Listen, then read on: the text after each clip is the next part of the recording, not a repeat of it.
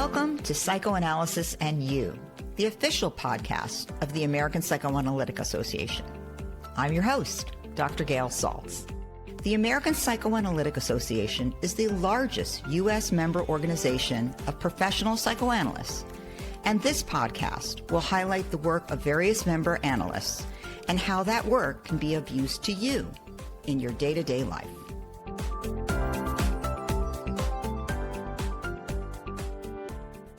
My guest today is Dr. Barbara Milrod. She's a professor of psychiatry at Albert Einstein College of Medicine in New York City. She's also the Director of Psychotherapy Research at the Psychiatric Research Institute of Montefiore. She's also a faculty member at the New York Psychoanalytic, which is my home, and a training and supervising psychoanalyst at Columbia's Psychoanalytic Institute for Training and Research. But Dr. Milrod is a fairly unique, actually, psychoanalyst in that she is a rigorous clinical researcher as well. And over the past several decades, she has developed and spearheaded a research program focusing on manualizing, efficacy testing, and disseminating efficacious, brief, psychodynamic psychotherapies for use in multiple clinical settings, including 3 VA hospitals and other places in the New York City area. She wrote the manual for the first operationalized, brief, and now demonstrated efficacious form of psychodynamic psychotherapy for any DSM-4 Axis 1 anxiety disorder and for panic-focused psychodynamic psychotherapy. And this actually makes her not our typical guest and not the typical psychoanalyst, so we're really excited to have her. She's been a PI on 6 psychodynamic therapy funded studies, basically by the National Institute of Mental Health, has served in primary and secondary mentorship roles, in postdoctoral grants, doctoral grants, theses, K Award level mentorships to researchers in the United States and in Europe. She has trained and supervised over 400 therapists, supervisors, doctoral, predoctoral, postdoctoral, resident, and faculty level trainees across 8 countries, and I would be one of them. So, welcome, Dr. Milrod. Thank you so much for joining. Thank you for having me. Thank you for that introduction. And I would like to start with really what unfortunately is quite a controversial topic, the topic of research in psychoanalysis, which is difficult in this day and age of basically, let's say, peer-reviewed journal research that really guarantees what will be not only go into use, but what insurance companies will cover in terms of treatment. The issue of what is out there in research and psychoanalysis is important and is sort of fraught. So can you talk a little bit about what you view as the most important research findings in psychoanalysis to date? First of all, we love peer review. Peer review is our friend. Heaven forfend any of us be the people prescribing leashes. You know, we don't want to be those people. When I got involved in doing outcome research, and I study psychoanalytic psychotherapy, not psychoanalysis per se, I will focus on psychoanalysis in a moment. That was really my question. I was in psychoanalytic training, and that is my therapeutic orientation. On the other hand, I did not want to be delivering ineffective, useless therapy to people in need. There is a public mental health crisis, as people know, and you read about it in the papers. And the question is, what do we as psychoanalysts, as psychoanalytic psychotherapists, have to potentially contribute to the mental health crisis? So back to your comment about peer review, we love peer review. Now, there's better and worse peer review, but most certainly, we want our outcome research to be of the highest scientific quality, meaning that what we're studying has to be able to be reliably reproducible. This is why we write psychotherapy treatment manuals, and transportable, something that if I study something here in New York City, I could provide enough tools so that, say, people in Sweden, not a random choice, because there was an 8-site study in Sweden studying my panic treatment, that they could replicate exactly what we did. So we love peer review. I want to go back to your point about psychoanalysis. So, unsurprisingly, if we think about psychoanalysis as it's practiced in general, this is a long-term, multiple time a week treatment. It extends over years, and there has never been a good enough scientific quality study that attests to the outcome of psychoanalysis. Now, but there have been attempts. Back in the 50s, there was the Menninger study. Mm-hmm. This is a mixed group of patients of all different diagnoses. So, sort of going to the research 101s, as I would say, and I teach these courses, there are certain sort of basic tenets of any kind of medical clinical research, and the research we do in psychoanalytic psychotherapy or in any psychosocial treatment of any disorder, in order to be adequately scientifically valid, need to stick to these sort of 101. So point one is you have to identify a clear population that you're studying that are here suffering of something. Doesn't have to be characterized by the DSM, which is a quick and easy way of characterizing people. And, I've certainly done my research defining conditions by the DSM. Yeah. And that's a whole thing that we can talk about. But it doesn't have to be that. It could be preventing child abuse, for example, if it's adequately operationalized, or minimizing suicide, as long as the population can be clearly defined and reliably reproducible. So this is something that, unfortunately, like the Menninger study didn't do. And just think about it. To show efficacy, we have to demonstrate that we're better than something. And what would that other thing be? We're talking about such a long-term treatment. What would be the comparison?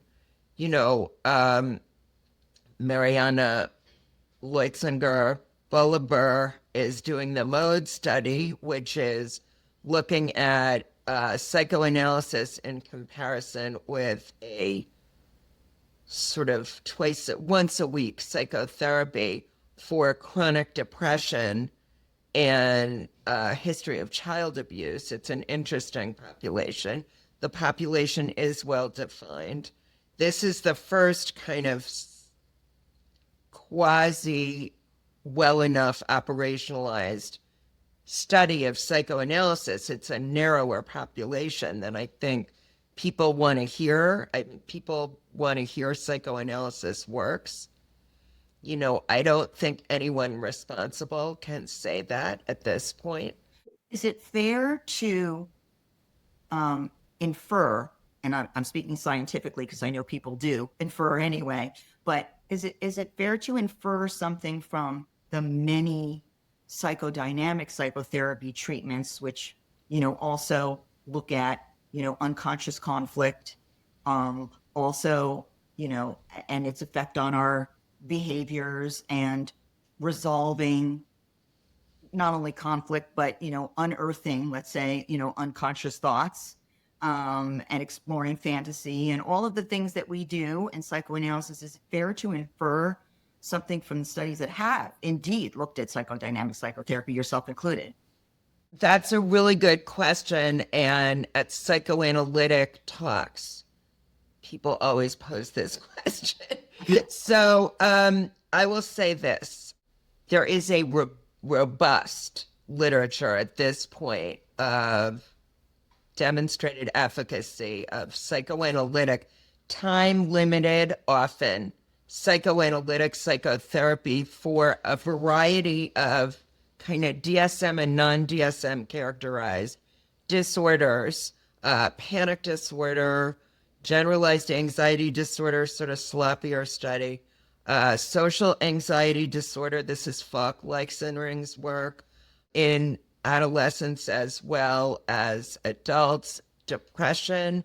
There's a number of solid dynamic outcome studies with demonstrated efficacy, and certainly borderline personality disorder, which has been studied most rigorously by Peter Fonagy's group in Britain, and they've extended their work to a number of sort of non-DSM disorders that sort of link with impulsivity, like suicidality in teens and the cycle of child abuse. I mean, it's extremely impressive work.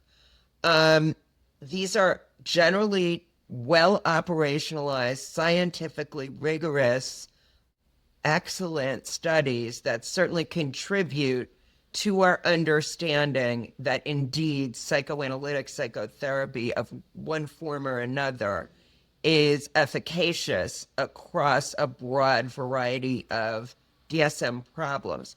Psychoanalysis is another question. It's very long. I think when we think about, and I say this as a practicing psychoanalyst, I have patients in psychoanalysis.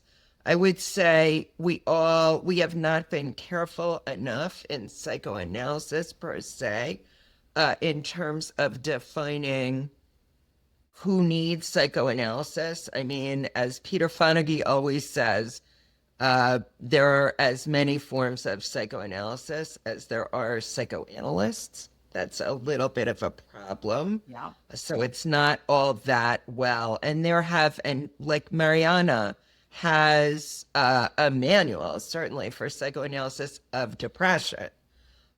And that's not an extremely long-term treatment that she's studying. You know, it's much more time limited. We don't know, actually, in terms of if we're thinking public health wise, Right. bang for the buck for a given patient, how much of these time limited therapy efficacy sort of demonstrations are going to translate to psychoanalysis per se. That being said, I think psychoanalysis certainly has tremendous value. I don't think we've demonstrated it from a research perspective. For myself, we all have different criteria. This is a problem when you don't have sort of across the board criteria. For myself, my feeling is it's such a radical treatment in terms of time, effort, money, energy, all of it on the part of the patient and the analyst. Yeah. I think for myself, I feel like I really want to demonstrate to myself that something less radical, meds, twice weekly psychotherapy, time limited therapy where you're focusing on symptoms is not going to do the trick or not going to do enough before I make that recommendation. So in your practice, that's what you do with patients. If you, Yeah.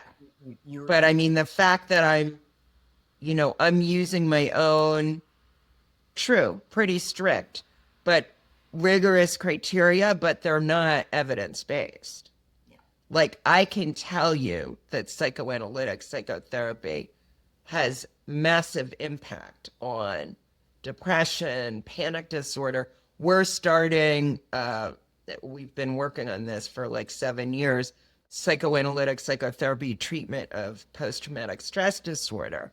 And that in our clinical trials, we're running open trials at the moment in very, very disturbed, underserved, systemically traumatized populations. And it's been doing very well. We have yet to, we're in the middle of a randomized controlled trial at 3 VA hospitals among veterans, but we're studying it in other domains as well. You know, it's a slow business demonstrating efficacy. On the other hand, it's sort of all we have. If you think of a problem with mental health as being, let's say, the equivalent of like, oh my goodness, someone has post-traumatic stress disorder, I think the physical equivalent is sort of like a cancer, right? Something like that. It's like really serious and affects your life. Heaven forfend you have something like that, you are going to rush to the clinical literature to look at randomized controlled trials to see what works. And we owe this to our patients and to ourselves as clinicians. I mean, for shorthand, you know, a lot of, I will say psychoanalysts and people who've been in psychoanalysis have even often in some way dealt early with a CBT type of treatment, a cognitive behavioral, one of the many, many ones. Sure. Very short-term treatment. And maybe they even initially got some relief, but, you know, they quickly bounce back to what, particularly if we're talking about somebody who has any what we, you know, call characterologic issues or sort of repetitive patterns of behavior in life that, you know, are self-destructive in some way or another. That it has no legs in terms of, you know, a really, it's sort of a Band-Aid, we say. And that's why it's so important that the vehicle of psychoanalysis is there, because that is the treatment that has the potential for this long-term change. And I guess, you know, but we've been stuck in this position of how do we, from a scientific standpoint, say that that is true?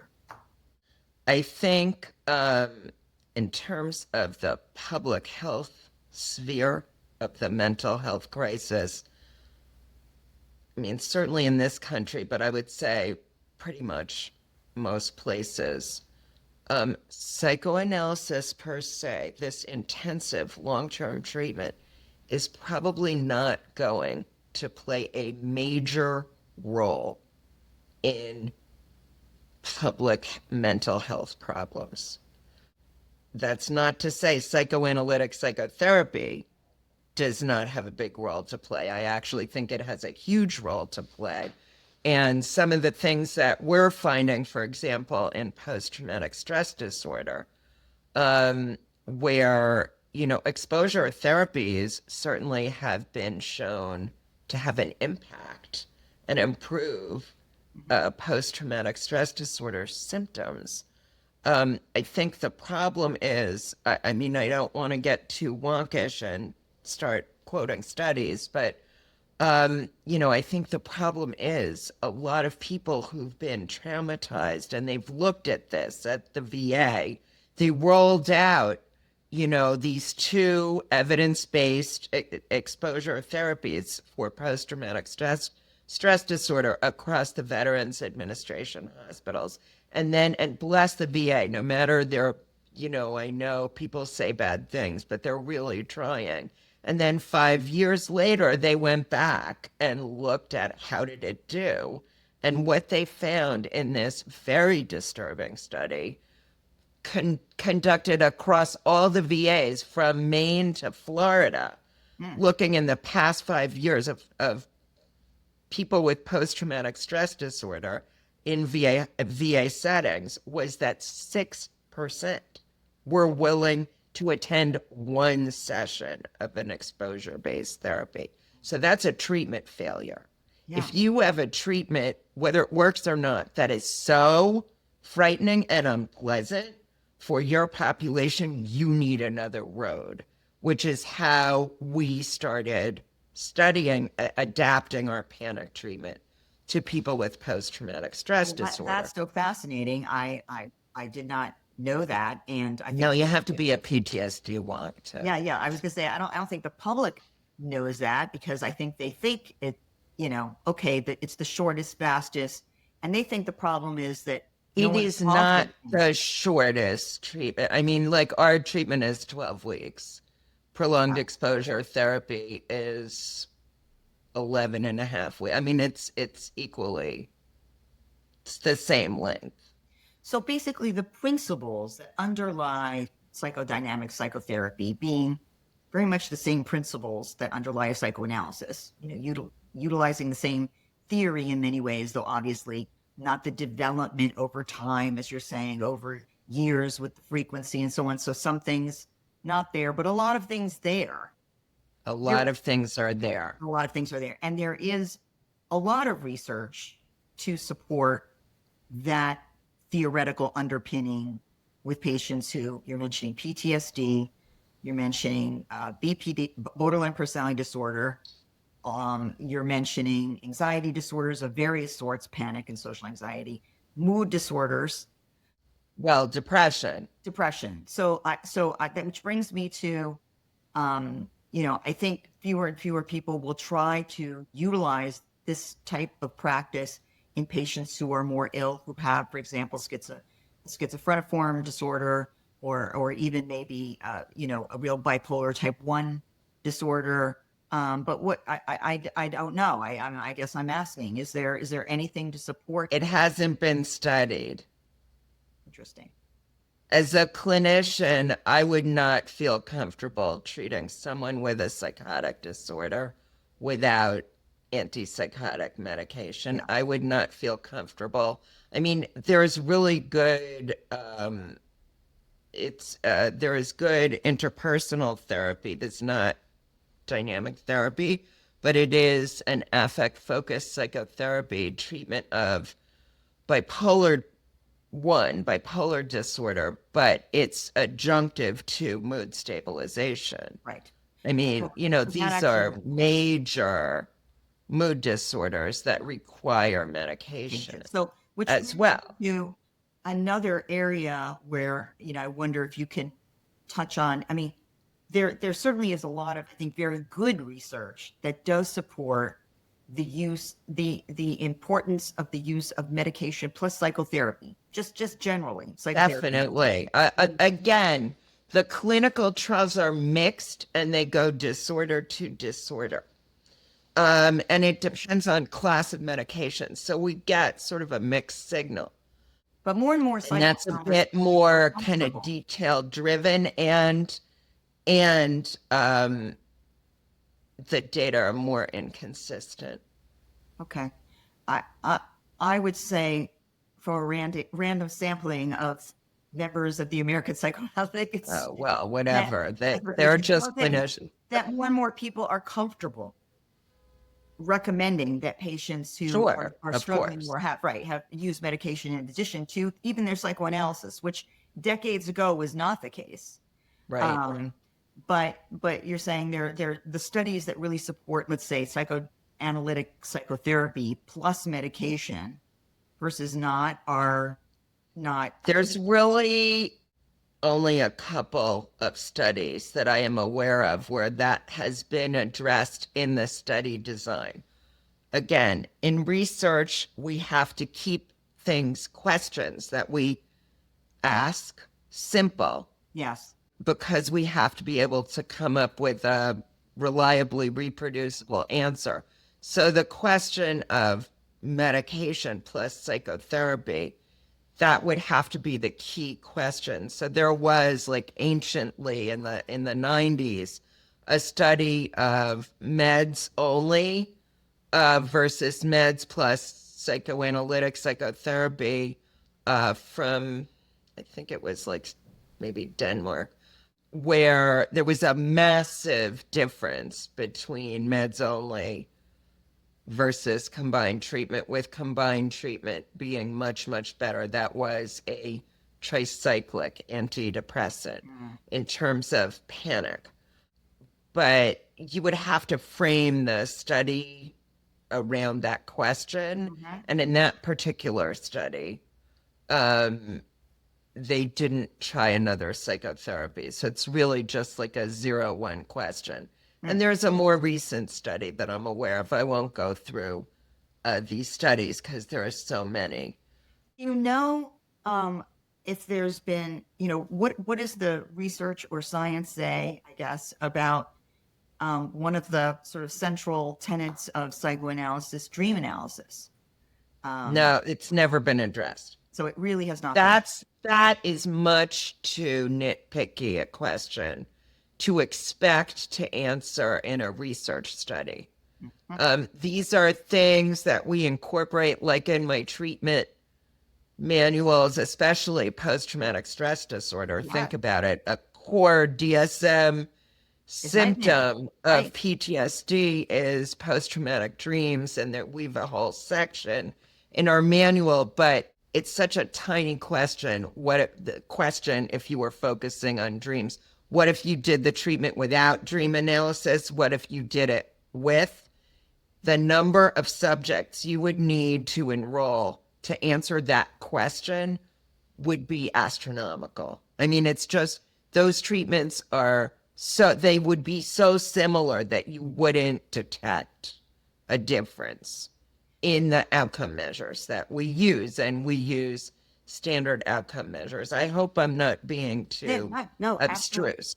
No, absolutely. I fully, I hear you. I'm aware at a much more peripheral level that this is the problem, that this is the difficulty, the way the science needs to be done.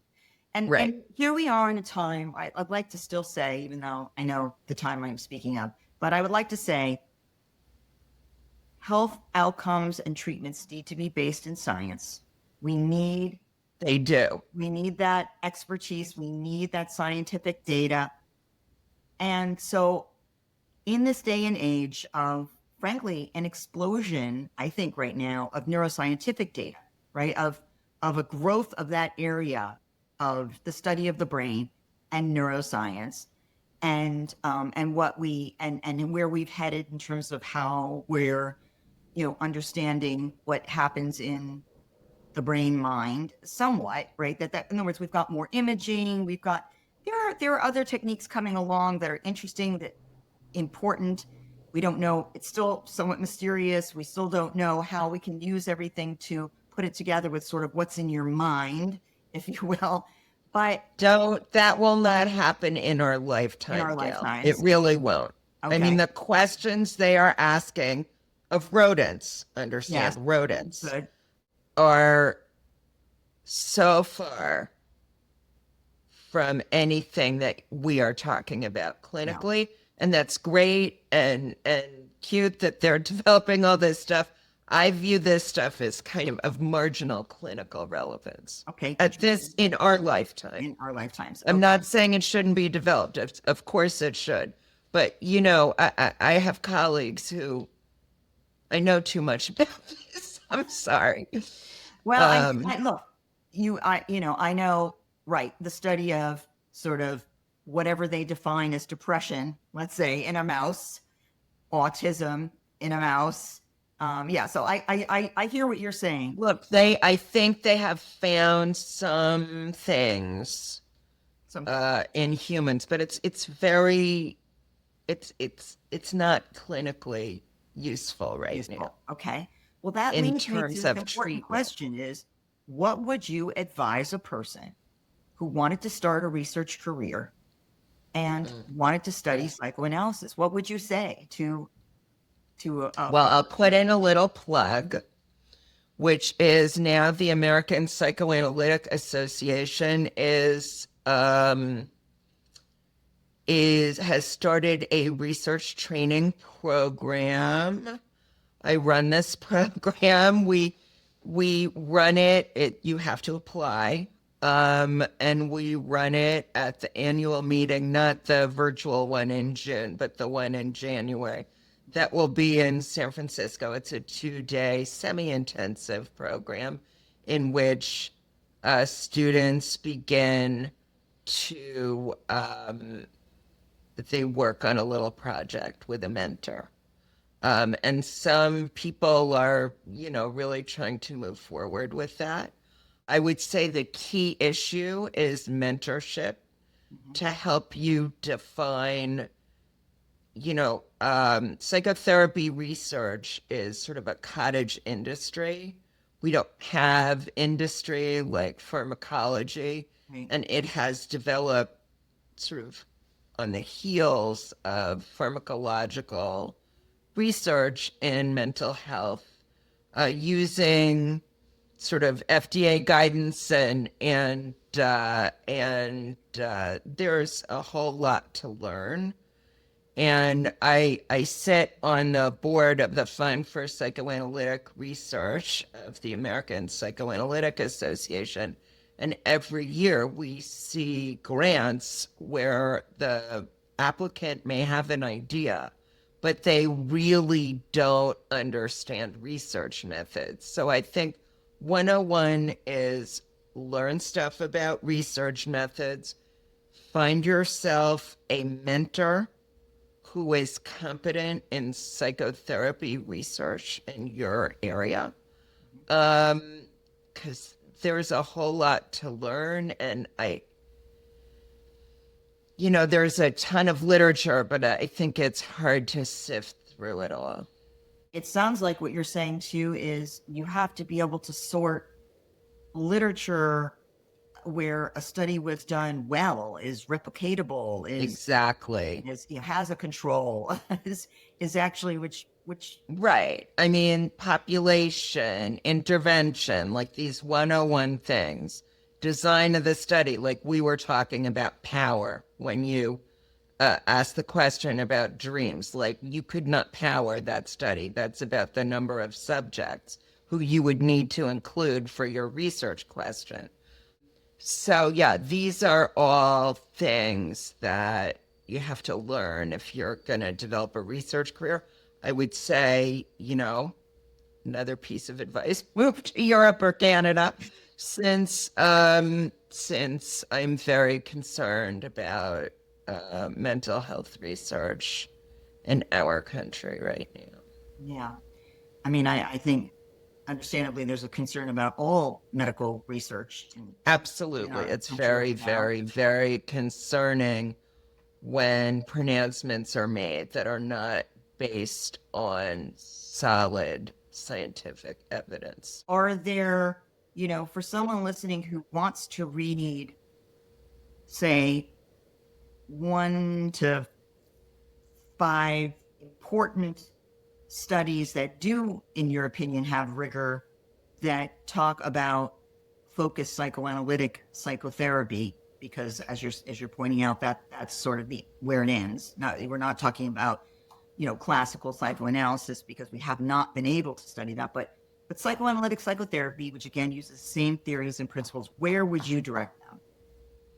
Well, Peter Fonagy and his group have, I don't know when they last updated it, but they have an open door sort of database of psychoanalytic psychotherapy, dynamic therapy, outcome studies. That's a nice place to start. I'm going to put in a plug for your work, in your work in treating panic disorder, which, I remember when you published that first paper, and it was like pretty amazingly revolutionary. We were all like very excited. Well, I mean, thank goodness, I have to say, in order for a treatment, this is the American Psychological Association, and, they know about psychotherapy research, or they should. In order to claim that a treatment is evidence-based, it needs to be demonstrated efficacious in randomized controlled trials, and it needs to be replicated. And it's the replication piece, everybody has their own little brand. If you look at borderline personality disorder, there are 3 different dynamic manuals that have demonstrated efficacy. I think, the most work has been done in mentalization-based treatment.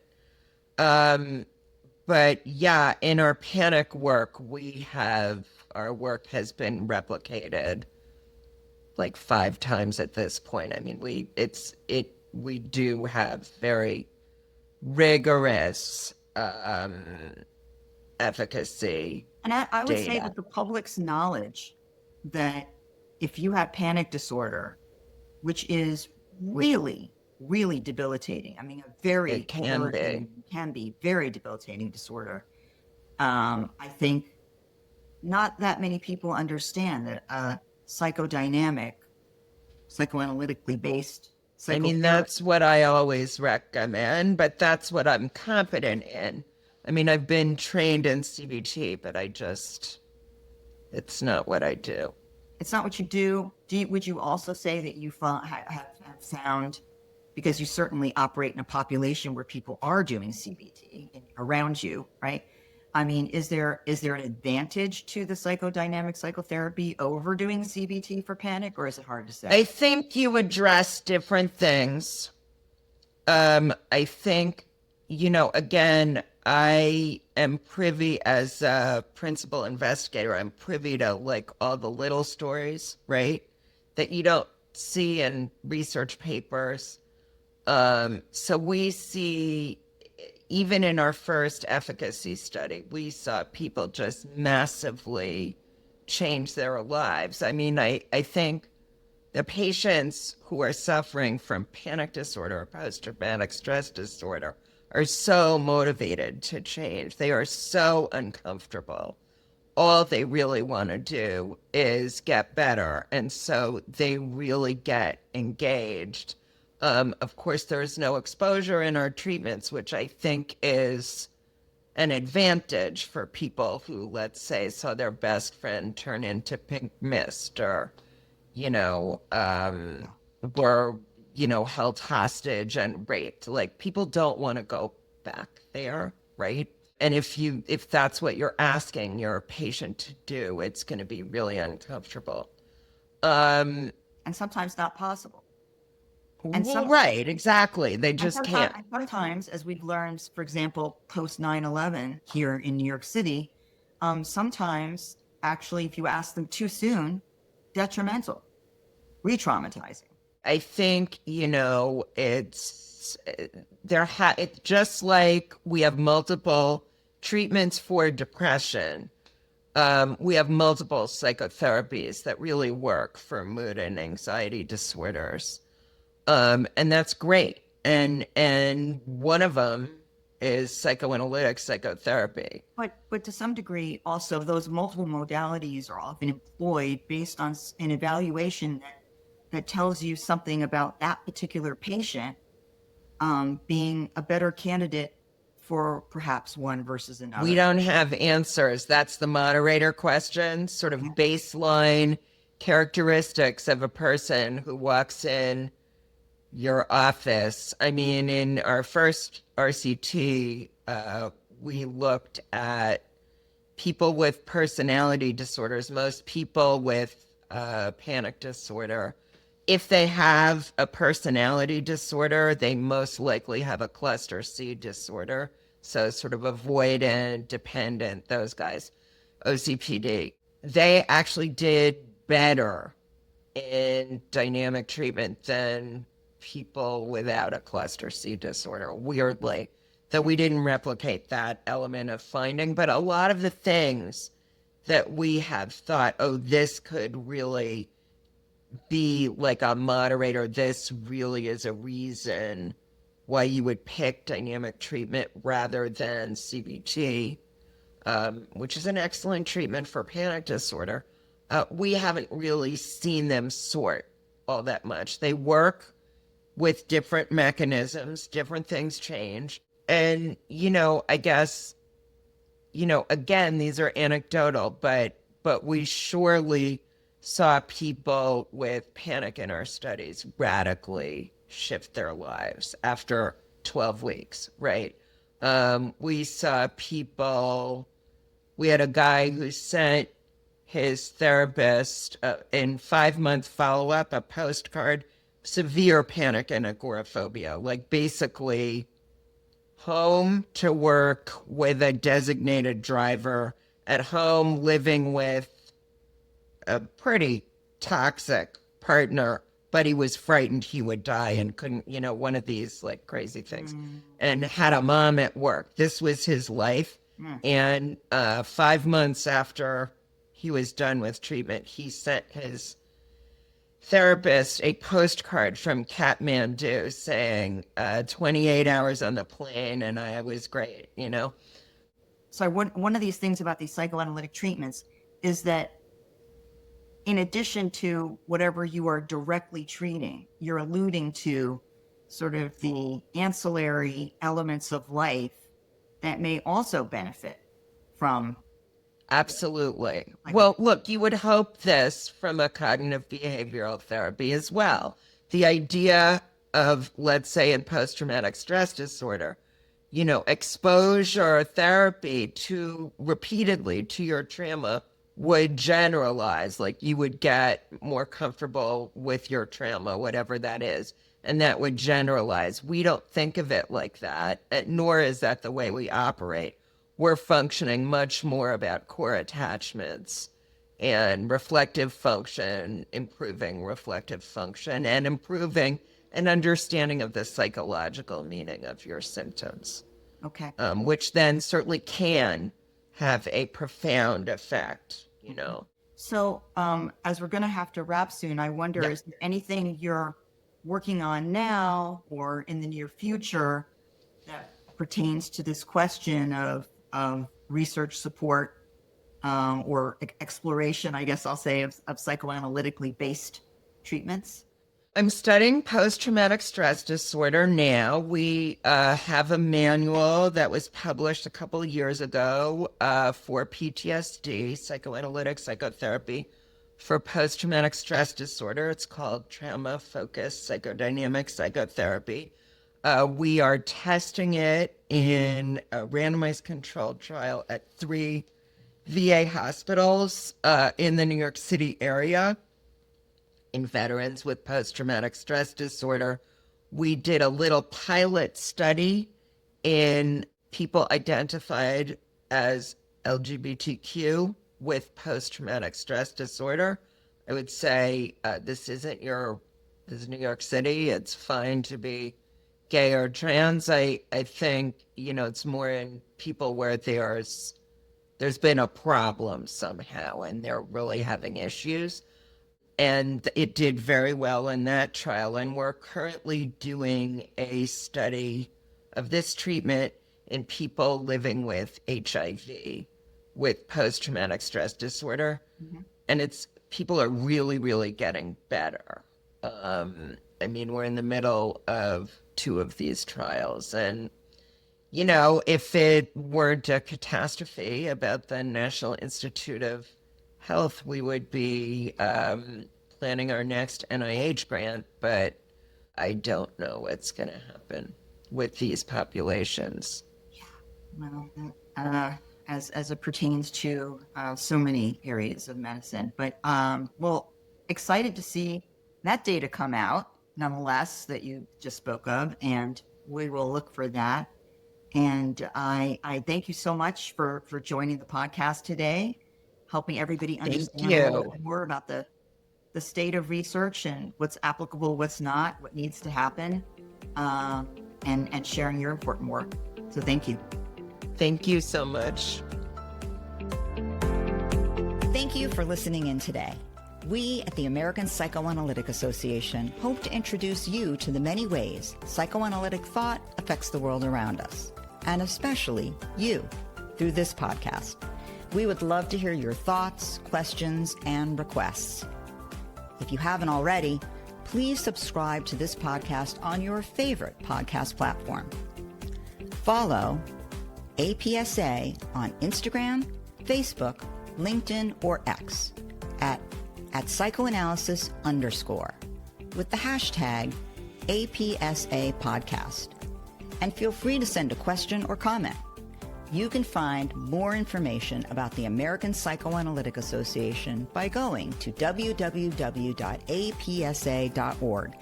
and listen to more episodes and find bios of our guests online at apsa.org/podcast.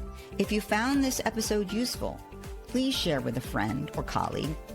And we will be back next month with another episode of Psychoanalysis and You. I'm Dr. Gail Saltz, and it's been my pleasure to be your host of Psychoanalysis and You. And now for some Freudian quickies. You sent in your questions for an analyst. I grabbed an analyst with an answer. Till next time.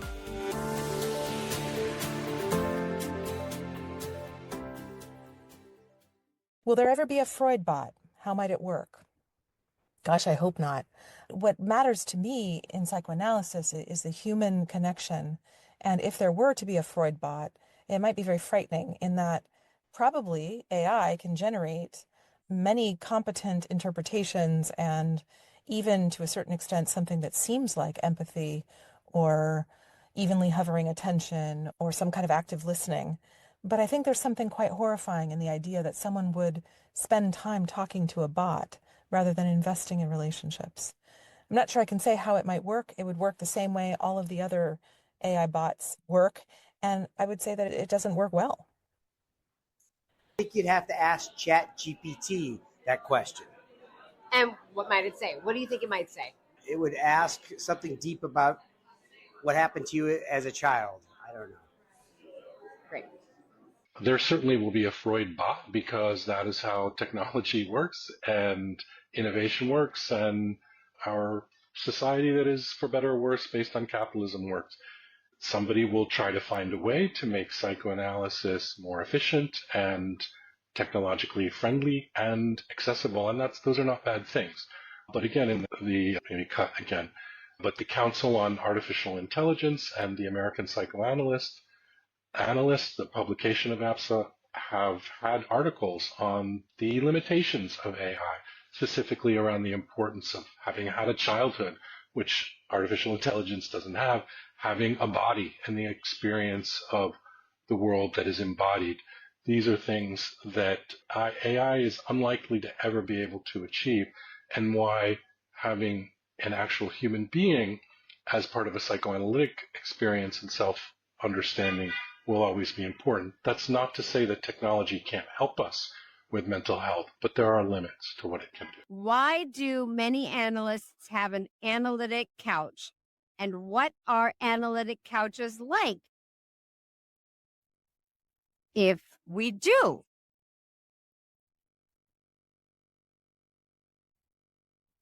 Analytic couches need to be comfortable and create an atmosphere where people feel like they can say whatever they want. People have to be vulnerable when they're in these conversations, and couch allows you to be open. It's two questions. Why do many analysts have an analytic couch? Analysts have analytic couches for at least three reasons. One is history. Freud had a couch, and we connect ourselves with that symbol of the beginning of analysis. Another one is identity. It feels like you're not quite an analyst unless you have a couch.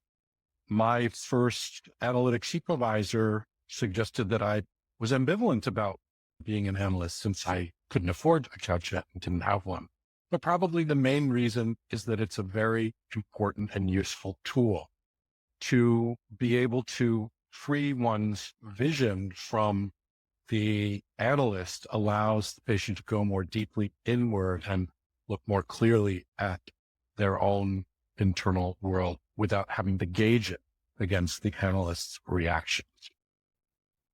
What are our couches like if we do have couches?